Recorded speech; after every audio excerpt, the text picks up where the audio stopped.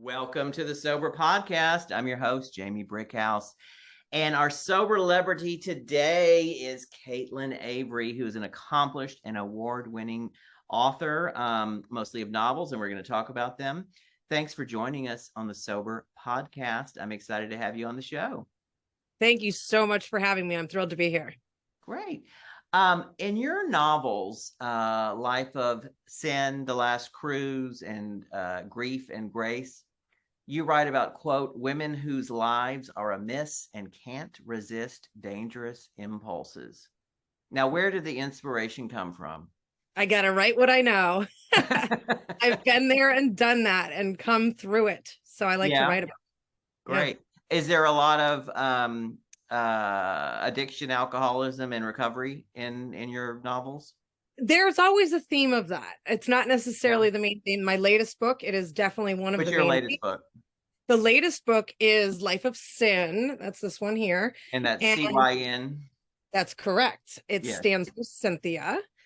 And she is dealing with early sobriety in the story. And that is really dictating her behavior for about the first half of the book. Her poor decisions are sort of because she's struggling in and out of sobriety, essentially. Yeah.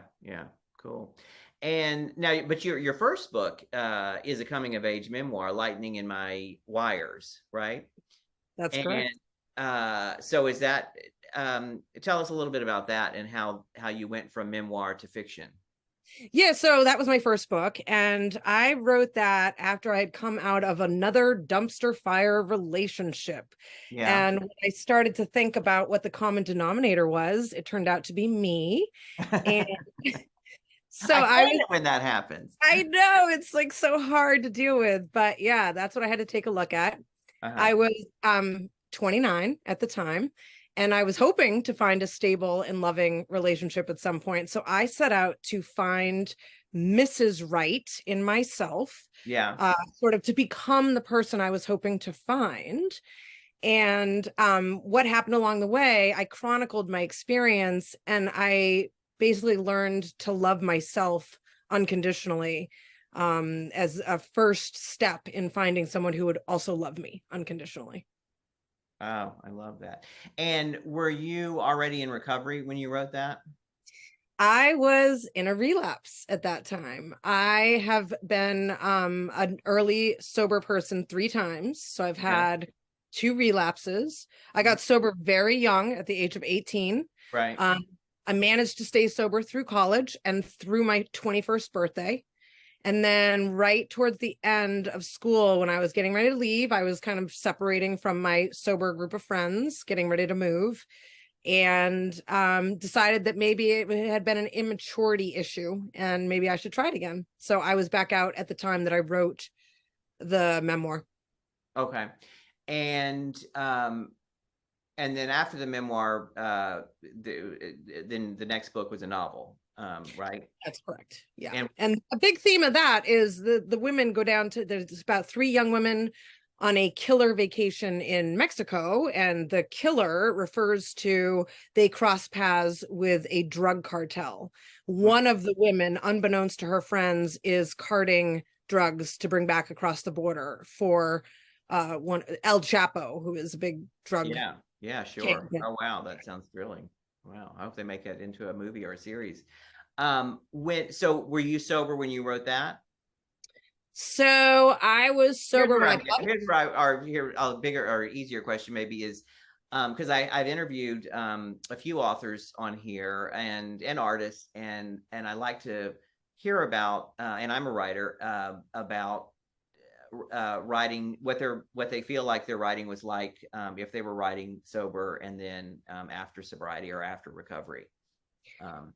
So interestingly enough, I find it's not so much that my writing ability has changed so much, but miraculously now in solid sobriety, I have over 8 years now. And for whatever reason, coincidentally, this latest book has taken off much more successfully than my other 2 books did. And it has a lot to do with my presentation these days, how I'm sort of tying in my backstory to the presentation of this story, the novel. But I have to believe that maybe some of my success is linked to the fact that I'm much more clear-headed these days. Yeah. Yeah. Oh, that's great. Yeah. And have you always been a writer? I know you, I believe from because Caitlin and I met in a sober meeting, and I heard a lot of her story, so I know. So I do have some background information, but I know Yeah. you worked as an actress, correct? I was an actress 15 years in Los Angeles as a SAG actress. Uh-huh. I also attribute some of I think that potentially I may have had more success if I was not out at that Yeah. time. I did a lot of what I considered schmoozing in Los Angeles, involved a lot of drinking and drugs. So that didn't go that well. Yeah. um, Yeah, but I worked as a book publicist for many years, and it was part of my job to schmooze people on expense account, and drink and drink, and I also schmooze my friends on expense account. But yeah, I hope exactly. my old employers aren't listening. Right, I know. So I'm sorry, what was the original question that you just asked? Now I see. About how about being working as an actress, and before you were, or why you weren't, when you weren't a writer, I suppose. Or Oh, so I've been a writer since as long as I could talk, yeah. practically. I mean, I know this is not a joke. I set out to write my first book when I was 6. uh Um, I I love it. had I didn't have the stamina to finish it, but I had a story that I wanted to tell. I was like I literally just learned how to write. And I started writing regular poetry when I was 10. And that was an outlet for me because I was not really able to healthily handle my emotions all Yeah. through childhood. So I wrote obsessively. Basically, I wrote almost every single night because I couldn't sleep because of the voices in my head. Not crazy voices, but just I couldn't sleep. I couldn't put my thoughts to rest. And so I found that by getting them down on paper, it helped. Yeah. So there's never been a time in my life that I haven't written. It's just Which that is what, just a quick interruption. yeah. Because even if you're not a writer and don't intend to become a writer, that is, a lot of people are, that's a tip in recovery and in sobriety, is to journal, is to write it down, to get it out of your head and onto paper. So anyway, go on. So much healing has happened in my life. I can't assign a percentage, but I would not be who I am if I hadn't been a writer. Yeah. It really provided a lot of healthy outlet in, alternatives to some of the unhealthier outlets that I turn to at times. Yeah. So And was it ever on hiatus? Like during, I mean, you wanted to be a writer from the day one almost, and you wrote a lot like growing up. And then when you were an actress and also drinking and drugging, did the writing go away, or what was it a I constant? didn't have any formal goals at that time, but one of my absolute favorite things to do when I was an actress was I would write extensive bios of the character that I was prepping for any role. And Yeah. I loved it. I would write as if it was a journal entry by that person. And I would cover everything from what I found funny, from what what scared me, what made me excited in life, what my religious beliefs were, sexual beliefs, all of it. I would write it from the perspective of someone else. Right, from the character. Yeah, and I really believe that's what gives me sort of an edge when it comes to character creation in my novels. Now, that's one of the things I feel like I have sort of the strongest, I don't know, grip on. Yeah. I still love it though. I do it before every book, like the main characters I get inside the head of. Great. That's great. Because even if you're not using all that, and I'm sure you're not, on the page, it makes them that much more a stronger character and more believable and real, because, even though we may not see all of the backstory, or you don't tell us to us, we can, kind of discern it because you've done the work. It's come in so helpful lately because my last book was supposedly a standalone, but after readers got their hands on it, they wanted to know what happened next. I had never planned to write a sequel. Well, I'm basically just finished the 4th draft of the sequel.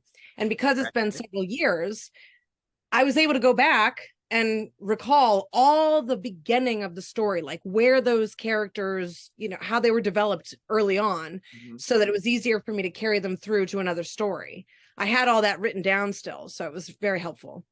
Great. We're going to take just a quick break, and then I want to hear more about this latest book. Hi, I'm Sonia, the founder of Everbloom. We help you change your relationship with alcohol through connection and conversation. We provide small group meetings where you can share your story and get the encouragement and support you need to achieve your goals. Whatever your goals are, we're a judgment-free space. You can find us at joineverbloom.com, BLUME, and try us out with a free meeting. And back to Caitlin. And so what's this? Tell me again. I mean, what's the latest novel? Okay, so the latest novel is called Life of Sin, spelled CYN. It stands for Cynthia. And Cynthia, at the beginning of the story, learns that her husband's new boss is the guy who assaulted her in high school, and she must choose between revenge and forgiveness while keeping it a secret from her husband. Mm-hmm. Great. And how and where? I know it's not sobriety and addiction is not the plot of the novel, but you said it does. Does it play a part in here in this one? It plays an enormous part in her recovery in the story. Basically, the end of the story is very much related to the fact that she finally gets a handle on her sobriety and, quite frankly, on the 12 steps. So that definitely directs her throughout the story. Yeah, so the story is very. So this book is really taking off, and so much so that you've signed to write a sequel. Well, no, there's no sequel to this book. The sequel that I'm actually finishing up right now, excuse me, is my last book. So this latest book is a standalone. Oh, okay. This is the okay. Well, so I've been doing a lot of promos online on TikTok and Instagram, and it's really taken off. People have gotten really behind me because of my backstory and because of sort of the motivation that for the reason I wrote the novel. Yeah, great. And was it a struggle to for this last time that you got sober 8 years ago? Was it what was that like? I would say that was a little bit easier than the time before. The time before happened about a year and a half before this most recent one. It didn't last all that long. I was fighting it tooth and nail. I can't say that I wasn't ready, but I wasn't willing to embrace AA. And the reason for that was because I lived, breathed, ate, and slept AA when I was in college. I had all sober friends. I led meetings. I had a sponsor, sponsored people, you name it. Yeah. I did it all. I did all the steps. I was thoroughly involved. Now, for a time, I blamed, or I didn't blame, but I didn't believe that AA had worked because I wound up drinking again. But it wasn't AA's fault. I left the program. That's why I wound up drinking again. So when I was pressured to get sober again, that was, I guess, in 2013, I came in very resistant to AA. I didn't want to take any of the advice. I planned to just go to meetings in the hopes that I would stay clear of alcohol. Yeah. But that's all I did. And I pretty quickly left again. I don't know, it was maybe 6 or 8 months after I started. I left. I was still sober, but I had no defense against that first drink. And it happened sort of spontaneously. I didn't have any plan to drink. But I was at a gathering and I found myself alone in the room with the alcohol. And that's all it took. I started drinking again.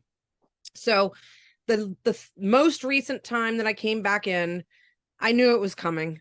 I knew I was coming to the end. I knew what the end game was. And I knew I was going to have to quit drinking 100% forever. And I know a lot of people don't want to look at it that way, but I knew that's what the story was. Yeah. My husband is sober and he was sober when we met. So he had put up with me for a long time. And put up with you and with being sober. So with being sober. That's love. Yeah, it was. In your bio, you say you live outside of Boston with your husband, son, and the cat and dog who rescued you. Is that the dog who rescued you or the cat and dog who rescued you? Both, all of the above, all of the above. And how is that? What do you mean by that? Well, I jokingly refer to the word dog as God spelled backwards. The unconditional love that I received from my pets, which I had first before I met my husband. Okay. I experienced unconditional love from my animals. I've always had animals, and they're super important to me. They remind me basically of the goodness in life. You know, I can always find joy in my dog and cat on a crappy day. Oh, I love that. So what do you do now to stay sober, and what's part of your recovery? Well, I'm definitely involved in the program, and I don't see that changing this time around. A ton of my friendships are based in AA. I attend regular meetings. I speak almost every single time that I'm at a meeting. I share my story whenever I'm asked. Yep. I sponsor people whenever I'm asked. I am sponsored by someone who has many, many years. I'm so blessed that my husband is sober, so I always have someone around who is sober. That's enormous. And yeah, I can't see my life without sobriety anymore. It is infinitely better, infinitely improved. My mental health is much more easily handled, like managed, when I'm sober. I do have problems with depression and occasional anxiety. My MO is more so depression. But I've figured out that when I'm sober, I can see it much more clearly. I see it coming, and it's much more easy to identify as depression when I'm down. It's no longer muddled by hangovers, which were daily. Which bring on depression. Oh yeah, absolutely. So it's essential. I pray that I never go back out again. I know it's a possibility. Yeah. And I know you're also really athletic and into yoga. Do you see that as helping your sobriety or at all? Or oh, for sure. I mean, that's one of the many tools that I have in my toolbox. Literally, AA is just one of the big tools that I have to stay sane and sober. Sports have always been a fabulous outlet. Obviously, art in various ways. I like to paint casually. I'm not a good painter, but I just like to fiddle around. There's a great painting on the wall behind you. This is Boston. Yeah, this is one of my silly little. I'm down in the basement. This is not something I display in the main house. Oh, well, it's lovely. I think it's Oh, great. thanks. Is that the Charles River?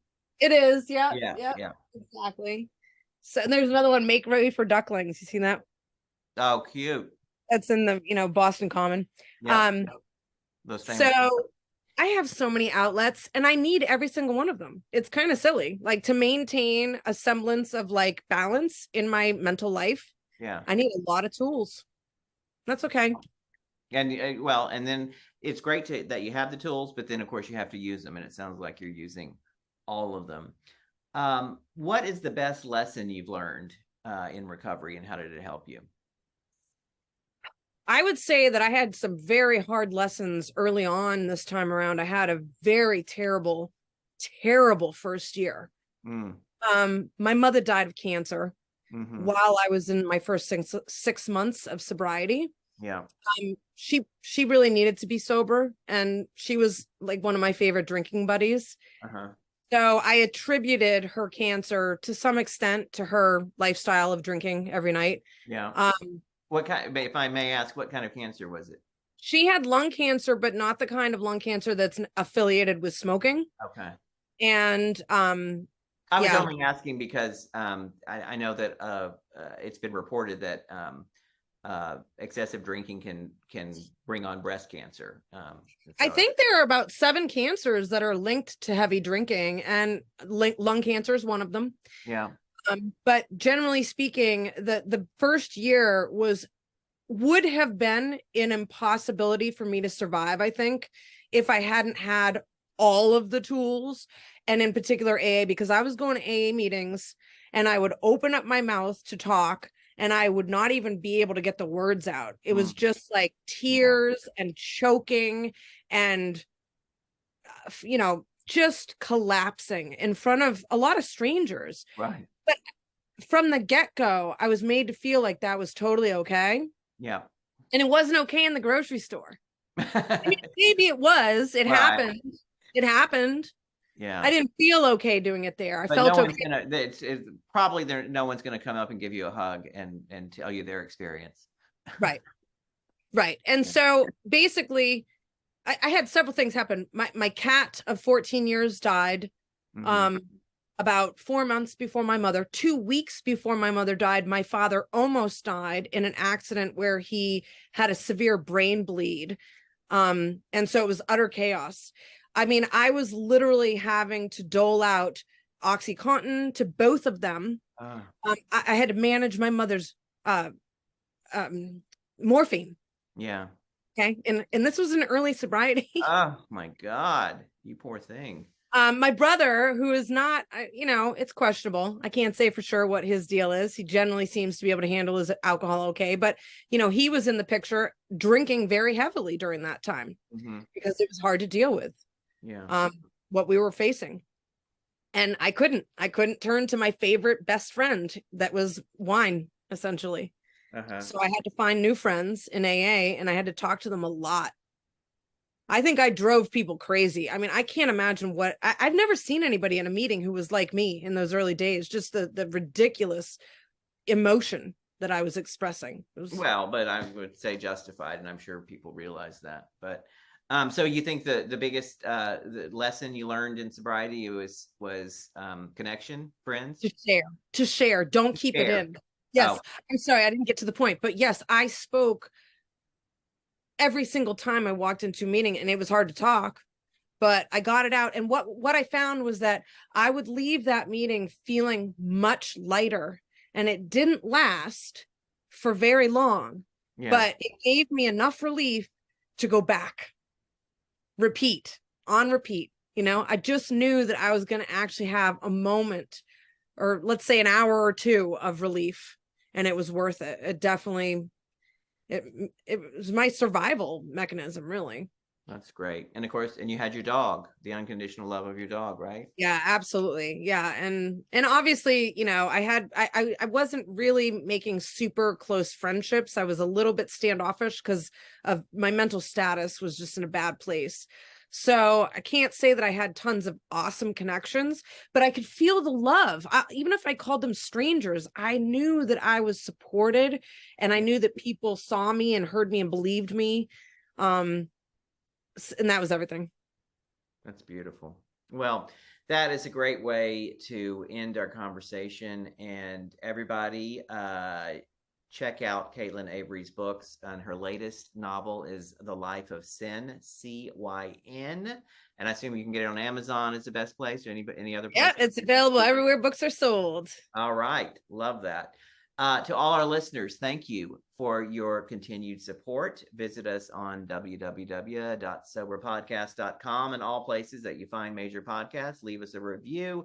Sign up for a mailing list. You will also find the contact information in the show notes for Caitlin Avery and information about her books. I'm your host, Jamie Brickhouse, and you can find me every day on TikTok, where I tell a true story in high heels, Jamie_Brickhouse. I'm also on Instagram and Facebook. Signing out from Sober Podcast. Tune in for another show next week.